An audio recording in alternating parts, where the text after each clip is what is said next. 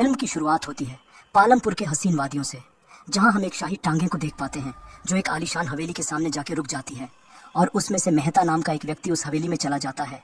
वो व्यक्ति उस हवेली को अंदर से निहार ही रहा था कि तभी वहां उस हवेली का केयर टेकर MK मतलब मदन कुमार आ जाता है, जो उनका स्वागत करता है। और हमें पता चलता है कि इस हवेली को कोलकाता के किसी राय बहादुर अख्तर जायसवाल साहब ने खरीदा था ताकि वे इस हवेली को तोड़वा के एक आलीशान होटल बना सकें, जिसके लिए उन्होंने मनचंदा आर्किटेक्ट कंपनी को ये कॉन्ट्रैक्ट दिया, जिन्होंने मेहता को इस काम के लिए वहां भेजा था। मेहता पूरी हवेली को देख बहुत खुश होता है और पूछता है कि उससे पहले जो आर्किटेक्ट यहाँ आए थे वे इसे आधा अधूरा छोड़कर क्यों और कहाँ चले गए। ये बात सुनकर मदन के चेहरे के तो जैसे हवाइयाँ ही उड़ जाती हैं, लेकिन इस बात को टालते हुए मेहता की तारीफ करता है और बताता है कि अगर उन्हें कुछ भी चाहिए होगा तो वे उस हवेली के नौकर बलवंत को बुला सकते हैं। जिसके बाद वो वहां से चला जाता है और सीन यहीं कट हो जाती है। दूसरे सीन में हम मेहता को देख पाते हैं जो रात के डिनर के बाद अपने काम काज में व्यस्त होता है और तभी उसे कुछ आवाज़ सुनाई देती है और जब वह चेक करने जाता है तो देखता है कि एक मोमदानी गिर के टूट गया है। ये देख वो वापस अपने काम पर जाने लगता है और देखता है कि उसके काम पर किसी ने पूरी स्याही गिरा दी है, जिसे देख वो चौंक जाता है और उसे ठीक करने लगता है कि तभी उसे हवेली के ऊपर के कमरे से कुछ आवाज़ सुनाई देती है और जब वो चेक करने ऊपर के कमरे की तरफ जाता है तो एक अदृश्य शक्ति उस पर हमला कर देता है। दूसरे दिन की सुबह जब उस हवेली का नौकर बलवंत उनके लिए नाश्ता लेकर जाता है तो उन्हें मरा हुआ पाता है और सीन यहीं कट हो जाती है, जिसका मतलब उस हवेली में कोई रूह है जो उस हवेली को तोड़ने देना नहीं चाहता और शायद किसी मकसद से वहां भटक रहा है, जो हमें बाद में पता चलेगा। खैर, तो दूसरे सीन में हमें राजस्थान का एक गांव दिखाया जाता है जहां हम अर्जुन सिंह राठौड़ को देख पाते हैं, जो एक धार्मिक किस्म का लड़का होता है। अर्जुन लीजा नाम की एक क्रिश्चियन लड़की से प्यार करता था, लेकिन वो राजस्थान के बहुत बड़े खानदान से था, जिस कारण उसे पता था कि उसके परिवार वाले इस शादी को कभी नहीं मानेंगे और अपनी झूठी आन बान और शान के लिए लीजा को मार भी सकते हैं। ये सोचकर वे दोनों रात को ही वहां से निकलने का फैसला करते हैं, लेकिन अर्जुन के पिताजी को इसकी भनक लग जाती है और वे लोग लीजा को जलाकर मारने की कोशिश करते हैं। लीजा की जान को खतरे में देख अर्जुन बौखला जाता है और उन सब पर हमला कर देता है और लीजा को बचा लेता है। ये देख अर्जुन के पिताजी उसे अपने धर्म और भगवान का वास्ता देने लगते हैं, जिस पर अर्जुन बोलता है कि जो भगवान उसके प्यार को उससे छीनना चाहता है वो ऐसे भगवान को नहीं मानता। और ये कहकर वो अपने परिवार वालों से सभी रिश्ते नाते तोड़कर वहाँ से चला जाता है और मुंबई जाके दोनों शादी कर लेते हैं और शुरू होती है उनकी खुशहाल शादीशुदा जिंदगी।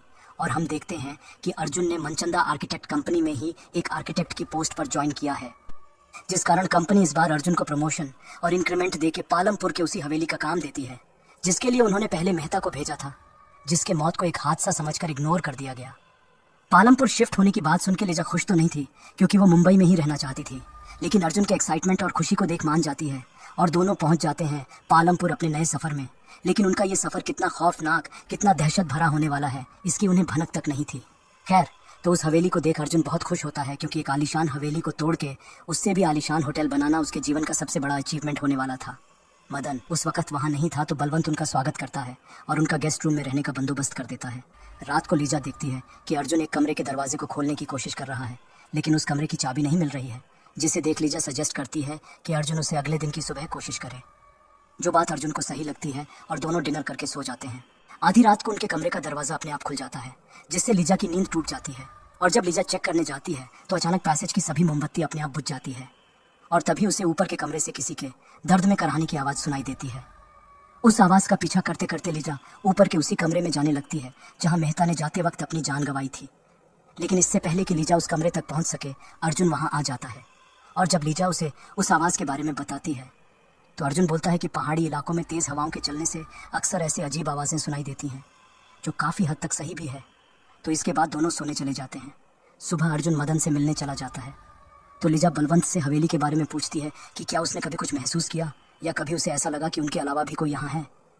ये सुन बलवंत घबरा जाता है और नहीं कहकर वहाँ से चला जाता है, जिसके बाद लीजा उस बंद कमरे की तरफ जाती है और उसे खोलने की कोशिश करती है, इस उम्मीद में कि शायद उसके वहम या सच्चाई का राज उस कमरे में छुपे हों। और सरप्राइजिंगली इस बार उस कमरे का दरवाज़ा बड़े ही आसानी से खुल जाता है, जैसे कि वो दरवाज़ा कभी लॉक्ड रहा ही ना हो। खैर, तो लीजा देखती है कि वो कमरा एक लड़की का है, जहाँ उसकी एक बहुत बड़ी तस्वीर भी टंगी हुई थी और एक पियानो भी रखा हुआ था। लीजा को पियानो बजाने का शौक था, तो वो उस पियानो को बजाने लगती है। पियानो बजाते बजाते उसे कुछ विजन्स आने लगते हैं, जिसमें उसे हवेली के एक सीक्रेट दरवाजे का पता चलता है, जहाँ से हवेली के पीछे के जंगल में जाया जा सकता है। और चेक करने पर उसे वो दरवाज़ा मिल भी जाता है, जिसे देख वो हैरान हो जाती है। फिर शाम को जब अर्जुन वापस आता है तो लीजा उस दरवाजे को खोलने की कोशिश करती है, लेकिन इस बार वो दरवाज़ा नहीं खुलता। ये देख लीजा अर्जुन को बताती है कि वो सच कह रही है, कि वो उस कमरे में गई थी जहाँ एक बड़ी सी तस्वीर और एक पियानो भी है। और ये कहते हुए लीजा रोने लगती है, जिसे देख अर्जुन उसे शांत करते हुए बोलता है कि वो उससे प्यार करता है और उसकी सभी बातों पर विश्वास करता है। और हम वहाँ बलवंत को देख पाते हैं जो उनकी बातें छुप छुप के सुन रहा होता है। फिर लीजा बताती है कि उसे इस हवेली में किसी के होने का एहसास होता है जिसे वो देख नहीं पाती, जिस पर अर्जुन बोलता है कि उसके लिए लीजा की खुशी से बढ़ के और कोई चीज़ नहीं है, और अगर वो चाहे तो वे लोग वापस मुंबई चले जाएंगे। लीजा की ऐसी हालत को देख बलवंत को बुरा लगता है और सीधे जाके मदन को कन्फ्रंट करता है कि उनकी वजह से अभी तक 2 लोगों की जान चली गई है और अब इन दोनों की भी जान खतरे में है। बलवंत का कहना था कि वो हवेली सिर्फ उन्हें मारता है जो उसे तोड़ने के इरादे से वहां आते हैं, जिस कारण से उस हवेली ने आज तक बलवंत को कुछ नहीं किया। मदन को सब कुछ पता था, लेकिन उसने किसी भी कीमत पर उस हवेली को होटल बनाना चाहता था, तो वो बलवंत को ढेर सारे पैसे देकर उसका मुंह बंद कर दिया। और ना चाहते हुए भी बलवंत ने उन पैसों को लेकर चुप रहने का फैसला किया। दूसरे दिन लीजा पालमपुर के हसीन वादियों को देखने अकेले निकल जाती है और घूमते घूमते वो एक चर्च के पास पहुंच जाती है, जहां उसकी मुलाकात फादर थॉमस से होती है, जिनसे बात करते करते वो अपने बारे में बताने लगती है कि कैसे वो और अर्जुन मिले। उनके मजहब अलग होने के कारण कैसे अर्जुन के परिवार वालों ने उन्हें रोकने और उसकी जान लेने की कोशिश की, और अर्जुन ने अपने परिवार के खिलाफ जाकर अपने प्यार के लिए सब कुछ कुर्बान कर दिया, और कैसे और क्यों वे लोग मुंबई से यहाँ आए। लीजा बताती है कि अर्जुन, जिसका पूरा जीवन पूजा पाठ और भगवान की आराधना में बीत गया, उसके साथ इतना कुछ होने के बाद उसका भगवान पर से विश्वास ही उठ गया। उनकी दास्तां सुनकर फादर थॉमस भी असमंजस में पड़ गए, जिसके बाद लीजा हवेली वापस आ जाती है। तब तक अर्जुन भी हवेली में आ चुका था और उस कमरे के दरवाजे को ही हटवा दिया था। अर्जुन को यकीन था कि लीजा ने उस कमरे के बारे में जो भी कहा था वो सब उसे वैसा ही मिलेगा, और अर्जुन को सब कुछ ठीक वैसा ही मिलता है।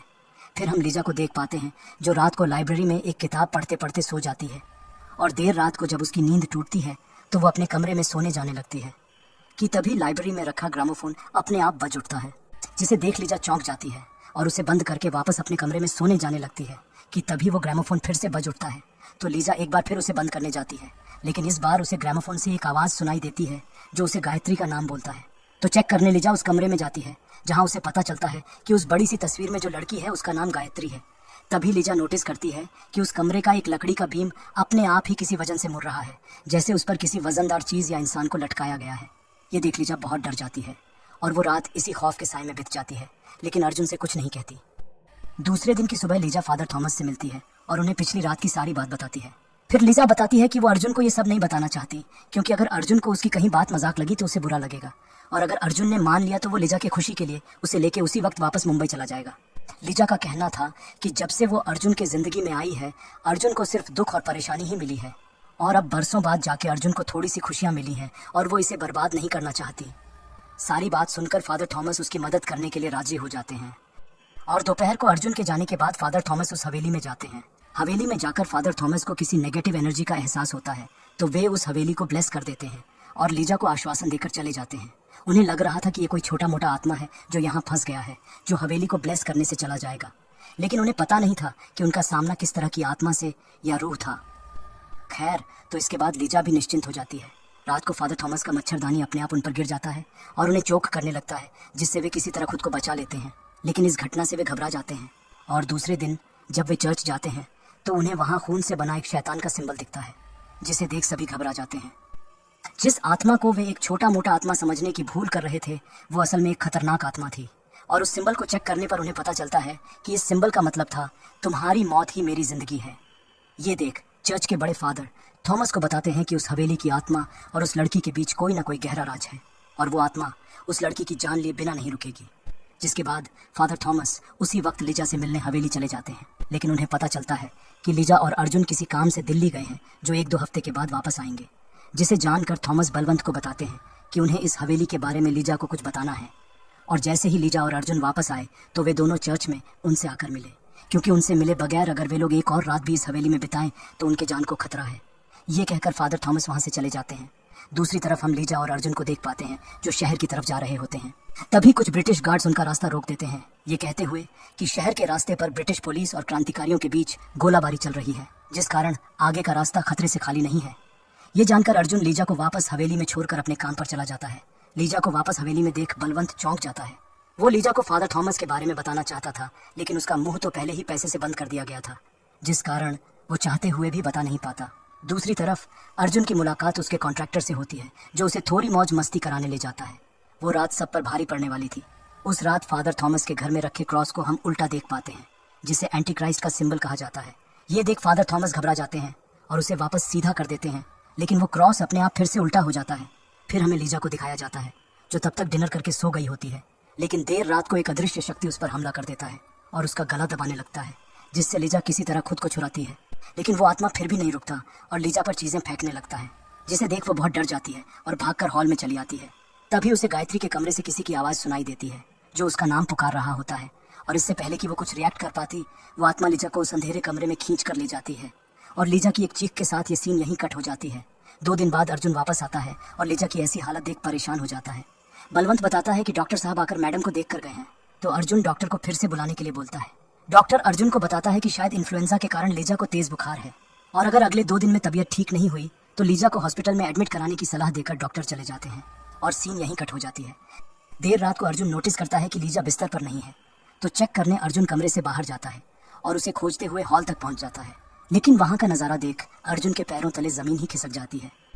अर्जुन देखता है कि लीजा एक बिल्ली को मारकर उसे कच्चा ही खा रही है, और अर्जुन को देख लीजा वहां से भागकर गायत्री के कमरे में चली जाती है। और जब अर्जुन उसका पीछा करते हुए उस कमरे में जाता है तो देखता है कि लीजा का पूरा शरीर एक भयानक ढंग से जमीन पर पड़ा हुआ है, और सीन यहीं कट हो जाती है। दूसरे दिन की सुबह फादर थॉमस देखते हैं कि चर्च के शीशे पर ड्रॉ किया हुआ जीसस की तस्वीर से खून निकल रहा है, जिसे देख वे समझ जाते हैं कि जिस बात का उन्हें डर था वो आखिर हो गया है। ये देख फादर थॉमस उसी वक्त हवेली की तरफ निकल जाते हैं। हवेली में हम अर्जुन और डॉक्टर को देख पाते हैं, जो लीजा को हॉस्पिटल में एडमिट कराने की तैयारी कर रहे होते हैं। फादर थॉमस को पता था कि अर्जुन उन्हें नहीं पहचानता और डॉक्टर उसे भूत प्रेत की बातों पर विश्वास करने नहीं देगा, लेकिन फिर भी फादर थॉमस अर्जुन से एक बार लीजा से मिलने का रिक्वेस्ट करते हैं, जिसे वो मान जाता है। कमरे में जाकर फादर थॉमस लीजा के सिर पर जीसस का पवित्र क्रॉस रखते हैं, और क्रॉस के रखते ही लीजा के अंदर का रूह जाग जाता है, और एक शैतानी आवाज में फादर थॉमस को यहाँ आने के लिए डराने धमकाने लगता है, और देखते ही देखते उन पर हमला कर देता है, जिसे अर्जुन किसी तरह संभालता है। जिसके बाद फादर थॉमस उन्हें बताते हैं कि लीजा के अंदर कोई बहुत ही खतरनाक शैतान है, जिससे उसकी जान खतरे में है, जिसे जाहिर सी बात है कि डॉक्टर नहीं मानते, और लीजा की इस हालत को पर्सनालिटी डिसऑर्डर कहते हैं, और उसकी शैतानी आवाज को इंसान की सेकेंडरी वोकल आवाज कहकर जस्टिफाई करते हैं। अर्जुन को भी लगता है कि लीजा के शरीर में कोई शैतान नहीं, बल्कि उसे शायद कोई मेडिकल बीमारी है, और वैसे भी अर्जुन का भगवान पर से विश्वास उठ गया था, तो वो डॉक्टर की बात मानकर लीजा को हॉस्पिटल में एडमिट करा देता है, और फादर थॉमस मजबूरन वहाँ से चले जाते हैं। हॉस्पिटल जाकर लीजा मेडिकल ट्रीटमेंट की मदद से ठीक हो जाती है, और डॉक्टर उसे अगले दिन डिस्चार्ज करने का बोलकर चले जाते हैं। ये देख अर्जुन को भी लगने लगता है कि लीजा को शायद कोई मेडिकल बीमारी ही थी, कोई पोजेशन नहीं, जिससे उसे थोड़ी राहत मिलती है। लेकिन रात को वो आत्मा लीजा को फिर से पोजेस कर लेता है, और उसका पूरा शरीर कांपने लगता है, जिससे उसकी आंखें उल्टी हो जाती हैं। ये देख अर्जुन के होश ही उड़ जाते हैं, और उसी वक्त डॉक्टर को बुलाता है, जो वहाँ आकर नर्स और वर्ड बॉय को उसे पकड़ने के लिए बोलता है। और जैसे ही वो लीजा को नींद का इंजेक्शन देने जाता है, तभी लीजा उठ बैठती है और डॉक्टर का हाथ पकड़ लेती है, और डॉक्टर को उसके बचपन के नाम से पुकारती है, कल्लू। ये सुन डॉक्टर चौंक जाता है, क्योंकि ये नाम उसके अलावा किसी को पता नहीं था। और तब वो आत्मा डॉक्टर के खानदान के बारे में बताने लगता है कि उसके पिताजी रामनाथ किसी अंग्रेज के यहाँ माली का काम करते थे। उसकी माँ तोड़लमल के हवेली में झाड़ू लगाती थी। उसके दादा हरिकिशन दास अंग्रेजों के घोरों के गोबर साफ करते थे, जहाँ वे उस अंग्रेज की बेटी के साथ गलत करते हुए पकड़े गए थे, जिससे उन्हें सजा के तौर पर उन्हें घोड़े से बांधकर हवेली के 7 चक्कर लगवाए गए थे। जिसके बाद वो डॉक्टर का एक भयानक सच सबके सामने लाता है कि उसने अपने मालिक की बेटी को बेहोशी का इंजेक्शन देकर उसके साथ बहुत गलत काम किया था। ये सारी सच्चाई सुनकर डॉक्टर के तो जैसे पैरों तले जमीन ही खिसक जाती है, और वो वहाँ से भाग जाते हैं। जिसके बाद वो आत्मा एक भयानक हंसी हंसते हुए लीजा के शरीर को पूरी तरह मोड़ देता है। ये सब देख और सुन अर्जुन को फादर थॉमस की बातों पर यकीन हो जाता है, तो अर्जुन चर्च जाकर फादर थॉमस से मिलता है और उन्हें सारी बात बताता है और उनकी मदद मांगता है, जिस पर फादर थॉमस राजी हो जाते हैं और दोनों मिलकर हवेली पहुंच जाते हैं। हवेली पहुंचकर फादर थॉमस लीजा के कमरे में जाते हैं और उस आत्मा से पूछने लगते हैं कि वो कौन है और क्या चाहता है, जिससे वो आत्मा गुस्सा हो जाता है और देखते ही देखते लीजा हवा में लेविटेट करने लगती है, जिसे देख सभी की आंखों में खौफ छा जाता है। फिर वो आत्मा बताता है कि 4 दिन बाद उसे शरीर की कोई ज़रूरत नहीं रहेगी, क्योंकि 4 दिन बाद अमावस्या है और लीजा की आत्मा खुद ब खुद इस शरीर को छोड़ देगी और वो उसे यहाँ से हमेशा के लिए लेकर चला जाएगा। जिसके बाद लीजा बेहोश होकर गिर जाती है, जिसे अर्जुन और फादर थॉमस संभालते हैं। लीजा मेम साहब की ऐसी हालत देख बलवंत आखिर अपनी चुप्पी तोड़ देता है और अर्जुन को सारी सच्चाई बता देता है। बलवंत बताता है कि उसे और मदन को पहले से ही पता था कि इस हवेली में एक खतरनाक आत्मा है जो उन सभी को मार देता है जो इस हवेली को तोड़ने की मंशा लेकर यहाँ आते हैं। उस आत्मा ने इससे पहले 2 लोगों की जान ले ली है और अब वो लीजा मेम साहब को भी नहीं छोड़ेगा। ये सच्चाई सुन अर्जुन बौखला जाता है और उसी वक्त एक घोड़े पर सवार होकर मदन के पास जाता है और उसकी खूब पिटाई करता है। पिटाई खाकर मदन सारा सच उगल देता है। मदन बताता है कि राय साहब ने ये हवेली 2 साल पहले राधा अम्मा नाम की एक बूढ़ी औरत से खरीदी थी। वो औरत शायद इस हवेली के हॉन्टेड होने के बारे में बता सकती है, जो अब नवानगर में रहती है। ये जानकर अर्जुन लीजा की जिम्मेदारी फादर थॉमस को सौंपकर खुद नवानगर राधा अम्मा से मिलने चला जाता है, जहां उसे उस हवेली के भयानक इतिहास का पता चलने वाला था। राधा अम्मा बताती हैं कि इस हवेली की नियति शैतान ने लिखी है। ये बात है सन 1857 की, जब अंग्रेजों के जुल्म के खिलाफ देश में सिपाही विद्रोह की शुरुआत हो गई थी। उस वक्त ये हवेली राय बहादुर प्रताप सिंह की थी, जो अपनी बेटी गायत्री के साथ रहते थे।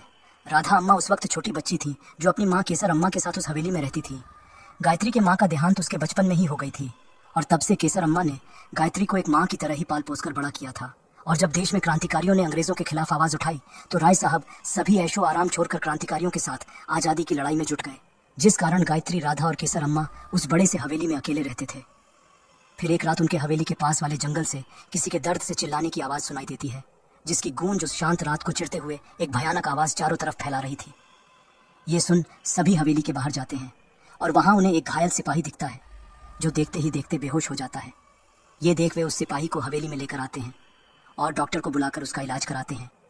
उस सिपाही को हवेली के ऊपर वाले कमरे में ठहराया गया था, जहां से पूरी रात उसके दर्द से करहाने की आवाज सुनाई दे रही थी। और प्रेजेंट टाइम में यही आवाज सभी को उस कमरे से सुनाई देती है।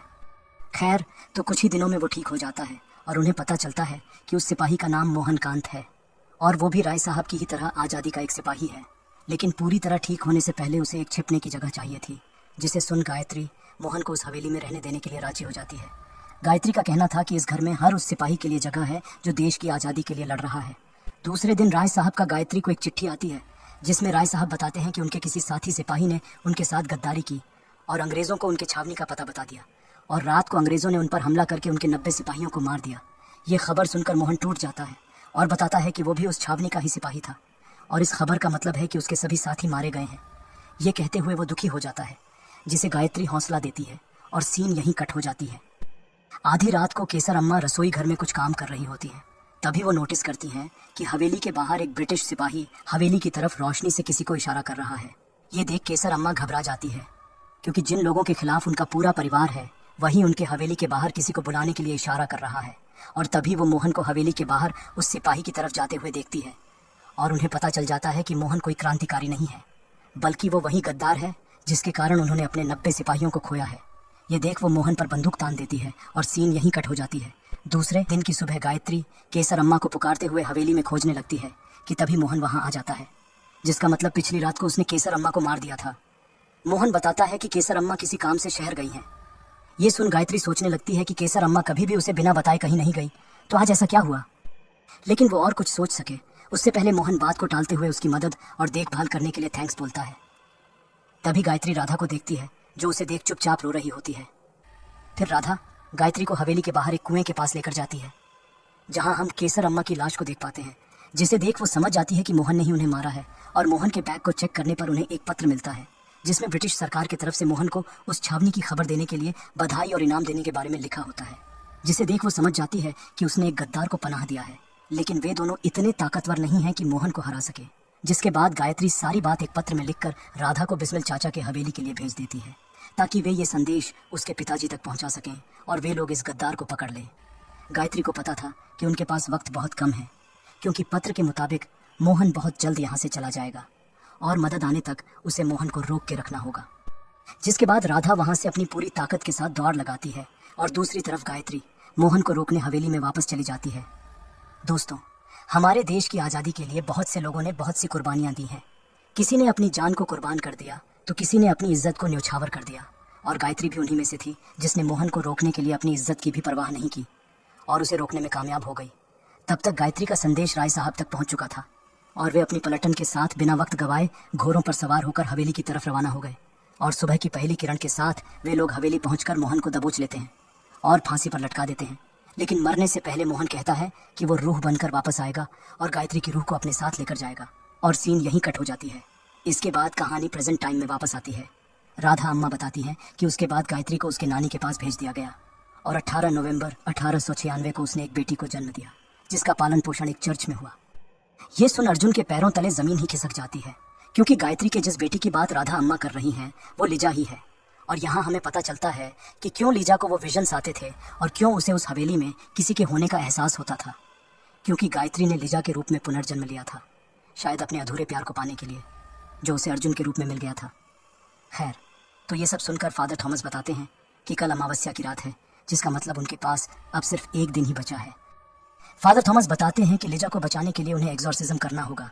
ये सुन चर्च के बड़े फादर बताते हैं कि एग्जॉर्सिज्म के लिए उन्हें पहले बिशप की परमिशन लेनी होगी और उनके अप्रूवल के बाद ही वे एग्जॉर्सिज्म कर पाएंगे। जिस पर फादर थॉमस कहते हैं कि इसके लिए तो 2 से 3 हफ्ते लग जाएंगे और लीजा के पास इतना वक्त नहीं है। ये सोचकर फादर थॉमस कहते हैं कि वे बिशप के परमिशन के बिना ही एग्जॉर्सिज्म करेंगे। फिर देखते ही देखते आ जाती है वो कयामत की रात, मतलब अमावस्या की रात, और फादर थॉमस अपनी पूरी तैयारी कर लेते हैं। लेकिन एग्जॉर्सिज्म शुरू करने से पहले फादर थॉमस उन्हें बताते हैं कि वो एक शैतान है। वो लीजा की आवाज में रोकर और गिड़गिड़ा कर तुम्हें कमजोर करने की कोशिश करेगा ताकि एग्जॉर्सिज्म पूरा ना हो सके। लेकिन हमें धैर्य रखना होगा। जिसके बाद तीनों लीजा के कमरे में जाते हैं, जहां हम उस आत्मा को शांत स्वर में कुछ मंत्र बोलते हुए देख पाते हैं। वे लोग चुपचाप लीजा के हाथ बांध देते हैं ताकि वो वहां से कहीं भाग ना सके। जिसके बाद फादर थॉमस लीजा पर एक्सोर्सिज्म शुरू कर देते हैं, लेकिन वो आत्मा लीजा के हाथों को छुड़ा के वहां से भाग जाता है। ये देख फादर थॉमस बताते हैं कि हमें किसी तरह सुबह होने से पहले लीजा को पकड़कर एक्सोर्सिज्म पूरा करना होगा, नहीं तो मोहन लीजा की आत्मा को अपने साथ लेकर चली जाएगी और सब कुछ खत्म हो जाएगा। जिसके बाद तीनों लीजा को खोजने निकल जाते हैं। बलवंत देखता है कि लीजा मेम साहब एक खिड़की के दूसरी तरफ खड़ी है, तो वो उन्हें पकड़ने खिड़की के दूसरी तरफ जाता है। लेकिन वहां लीजा नहीं, सिर्फ उसकी परछाई होती है, जिसे देख बलवंत बहुत डर जाता है और तभी लीजा उस पर हमला करके उसे मार देती है। फिर हम फादर थॉमस को देख पाते हैं, जो देखते हैं कि आईने में उनका प्रतिबिंब उल्टा दिख रहा है, जिसे देख वे हैरान हो जाते हैं। और तभी उनका प्रतिबिंब एक भयानक रूप लेकर उनकी तरफ घूमता है, जिससे वे डर जाते हैं। और दूसरे ही पल उनके गले में एक सांप आ जाता है, जिसे वे तुरंत ही गले से उतार देते हैं। लेकिन वो कोई सांप नहीं था, वो तो सिर्फ एक भ्रम था जो उस आत्मा ने फादर थॉमस की आंखों को दिखाया था। और वे देखते हैं कि उन्होंने सांप समझकर गलती से अपना पवित्र स्टोल गले से उतार दिया है। और इससे पहले कि वे अपने स्टोल तक पहुंच पाते, वो आत्मा एक रॉड को उनके सीने के आर पार कर देता है। जिसका मतलब अब सिर्फ अर्जुन ही अकेला बचा हुआ था, जिसे किसी भी हालत में लीजा को बचाना था। अर्जुन को लीजा हॉल में मिलती है, जहां वो आत्मा उसे चिढ़ाने के लिए बोलता है कि अब तो फादर थॉमस भी नहीं रहे तो वो अपनी लीजा को कैसे बचाएगा। जिस पर अर्जुन बोलता है कि अपने प्यार की ताकत से। ये सुनते ही वो आत्मा लीजा के शरीर पर वार करने लगता है और जब अर्जुन उसे रोकने जाता है तो वो अर्जुन पर हमला कर उसे घायल कर देता है। अर्जुन समझ जाता है कि उस आत्मा से वो ऐसे किसी भी हालत में जीत नहीं सकता। तभी उसे यह एहसास होता है कि उसके पास एक नहीं बल्कि 2 ताकतें हैं, एक भक्ति का और दूसरा प्यार का। और जब दोनों ताकतें मिल जाते हैं तब कोई भी शक्ति, कोई भी शैतान उसके सामने टिक नहीं पाता। अर्जुन उस आत्मा से कहता है कि वो लीजा से बहुत प्यार करता है और वो उसे जीतने नहीं देगा। और ये कहते हुए वो लीजा को पकड़ लेने लगता है, जिससे उस आत्मा को तकलीफ होने लगती है। वो खुद को अर्जुन से छुड़ाने की बहुत कोशिश करता है और उस पर वार करने लगता है, जिससे अर्जुन लहूलुहान हो जाता है। लेकिन अर्जुन चलता रहता है, जिसे वो आत्मा सह नहीं पाता और आखिर लीजा के शरीर को छोड़ देता है और खत्म हो जाता है। और दूसरे दिन की पहली किरण उनके लिए एक नया उजाला, एक नई जिंदगी लेकर आती है और वो हवेली भी अब हॉन्टेड नहीं रहती। और इसी के साथ ये सीन भी यहीं कट हो जाती है। दोस्तों, अगर आपको ये एक्सप्लेनेशन अच्छी लगी हो तो इसे लाइक कर देना और अभी तक सब्सक्राइब नहीं किए हो तो सब्सक्राइब भी कर देना। इसी के साथ ये मूवी यहीं समाप्त हो जाती है। तो चलिए मिलते हैं दूसरी मूवी एक्सप्लेनेशन में।